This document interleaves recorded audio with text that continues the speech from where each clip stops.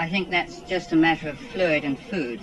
So if we put up a drip and give diet 1 3 hourly, I'm sure she'll be all right, and she'll be better in a few weeks.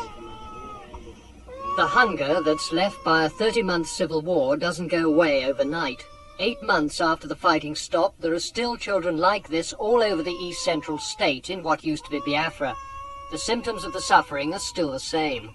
These first 2 children are very thin.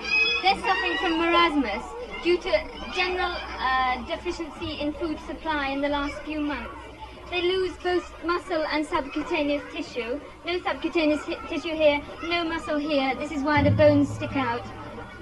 Bones sticking out again on this one. Coming along the line, these next 4 children suffer from kwashiorkor. The first one is in the early stages, acute stages, in which the face becomes very puffy, the cheeks are swollen, they also get fluid collecting in the feet and in the fronts of the legs. Lying down here is a child who's severely ill. The most immediate problem is that the child is very dehydrated.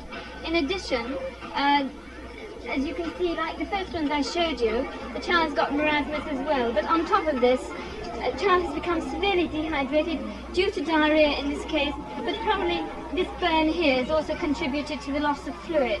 And if we don't correct the dehydration immediately, the child will die from just general alteration in body chemicals. How long do we have to stay here before they get like this one here? Well, we reckon to keep all kwashiorkors for 1 month. And as you can see, this one is really getting on well. I think he's a bit shy of the camera. But he's almost well now. Yes, he is. He's got good tone here. Still a bit puffy tummy or not? No, a lot of them have this. This isn't due to fluid, at any rate. And if I stand him down, you can see he's got lots of energy. The relief teams estimate that 500,000 people in the East Central states still need special feeding or medical care. The help must go to them through sick bays established where they're most needed.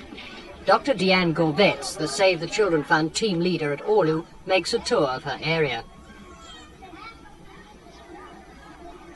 At the height of its work, this SCF team ran 80 sick bays. Because of the improving situation, they've reduced them by half.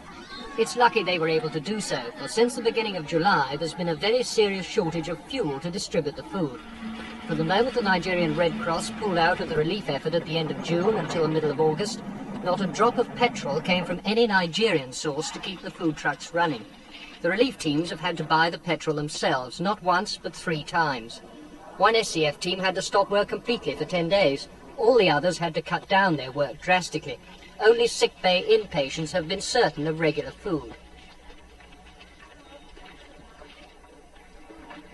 I asked the state commissioner responsible, Mr. Ikoku, what went wrong.